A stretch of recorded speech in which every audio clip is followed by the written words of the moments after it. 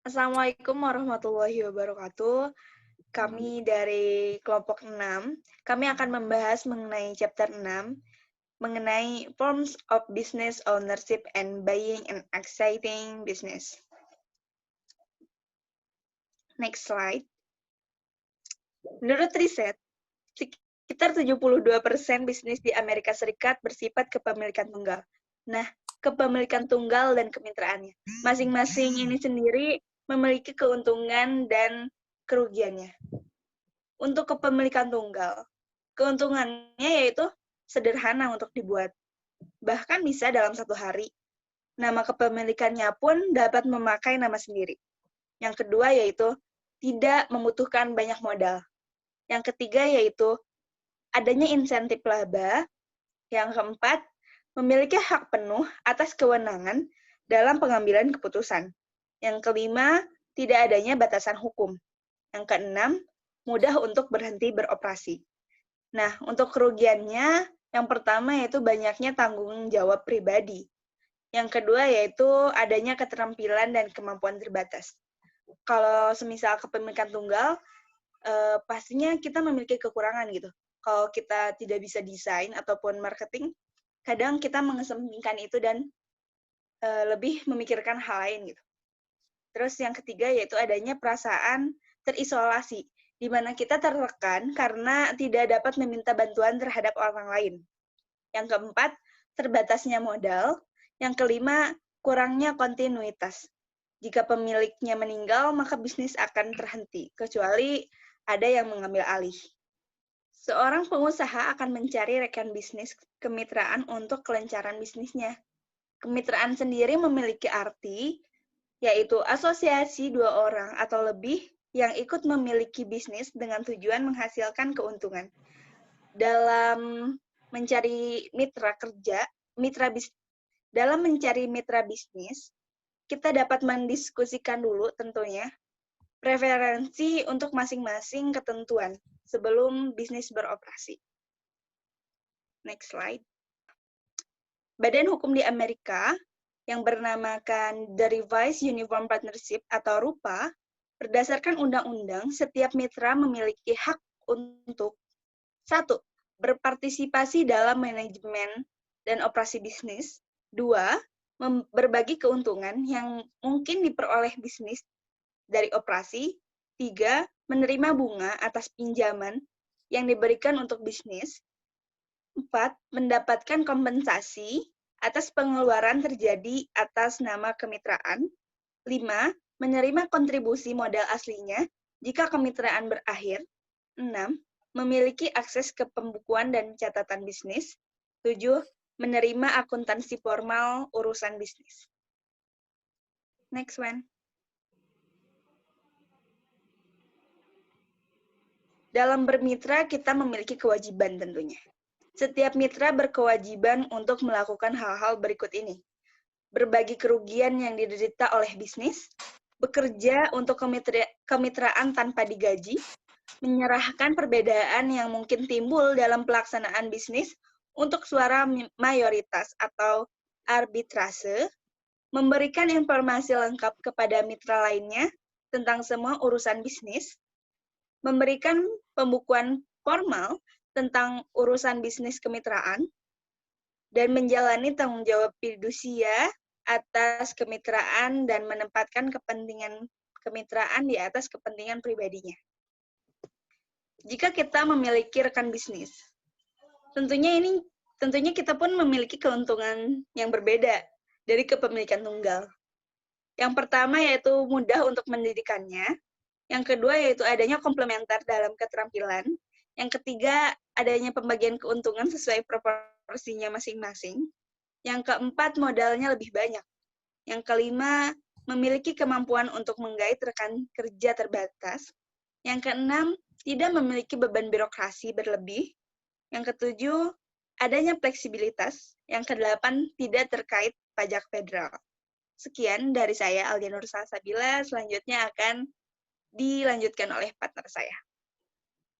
Terima kasih Saudari Alia. Selanjutnya saya akan melanjutkan presentasi dari Saudari Alia.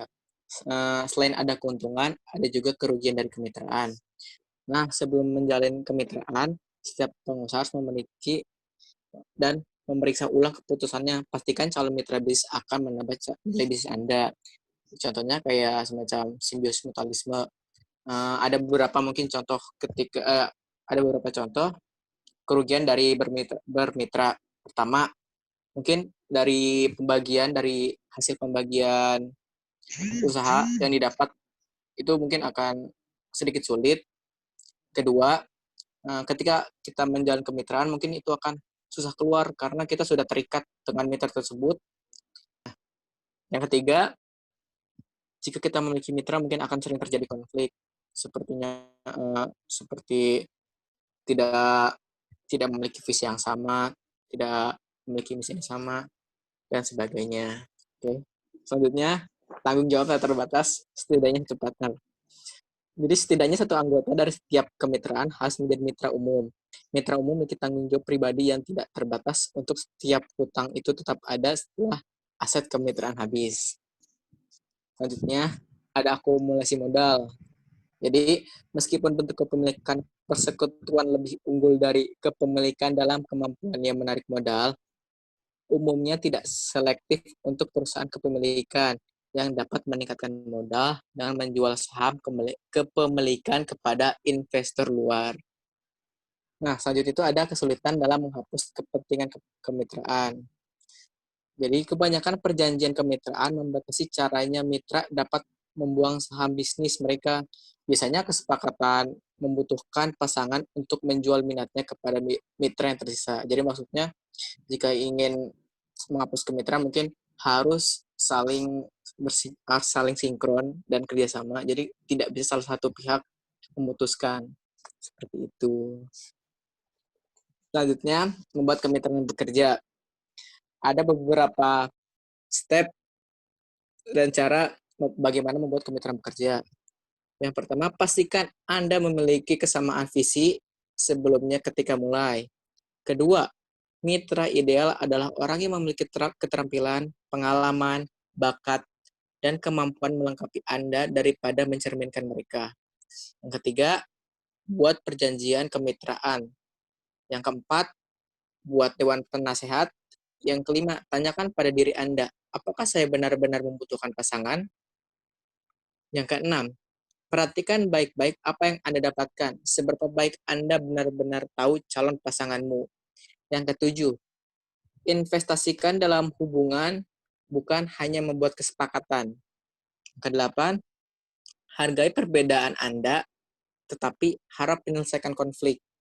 Yang kesembilan, ketika potensi sumber konflik ada, bagilah tanggung jawab bisnis dan tugas sesuai dengan masing-masing keterampilan, minat, dan kemampuan mitra. 10. Bersiaplah untuk berubah. Yang ke-11, bantu mitra Anda untuk sukses. Ke-12, pastikan pasangan Anda adalah orang yang Anda kagumi, hormati, dan menikmati berada di sekitar. Selanjutnya, ada kemitraan perseroan terbatas. Jadi banyak negara bagian sekarang mengakui kemitraan tanggung jawab terbatas atau LLP, di mana semuanya satu mitra dalam bisnis adalah mitra yang terbatas, yang memberikan keuntungan tanggung jawab terbatas kepada mereka untuk semua kemitraan hutang. Selanjutnya ada corporation. Corporation adalah yang paling kompleks dari bentuk utama kepemilikan bisnis. Nah, corporation itu dibagi dua. Yang pertama, korporasi C dan korporasi S. Korporasi C adalah bentuk penggabungan tradisional, semua perusahaan publik besar dan beberapa bisnis kecil adalah perusahaan C. Sementara korporasi S, pada tahun 1954, kode IRS menciptakan perusahaan sub-sub S, lebih dikenal sebagai korporasi S atau S Corp. Tidak seperti korporasi C, korporasi S tidak membayar pajak atas pendapatan perusahaan. Next.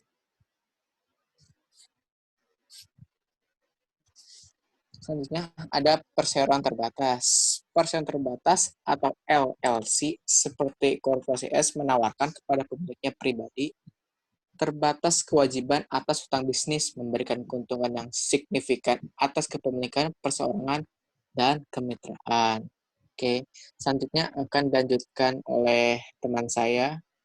Silakan. Baik, terima kasih ke presenter sebelumnya. Saya di sini akan melanjutkan pembahasan mengenai bagaimana cara menjadikan bisnis yang legal. Saya di sini menggambarkan proses atau prosedur dalam penerapan legalitas sebuah perusahaan, di mana yang pertama itu membuat legalitas perusahaan. Di dalamnya itu sebuah perusahaan harus menyantumkan atau mengisi data-data yang dibutuhkan atau diperlukan sesuai dengan ketentuan dan syarat yang diberikan oleh pihak berwajib, yaitu pihak dari pemerintah yang mengurusi tentang legalitas perusahaan.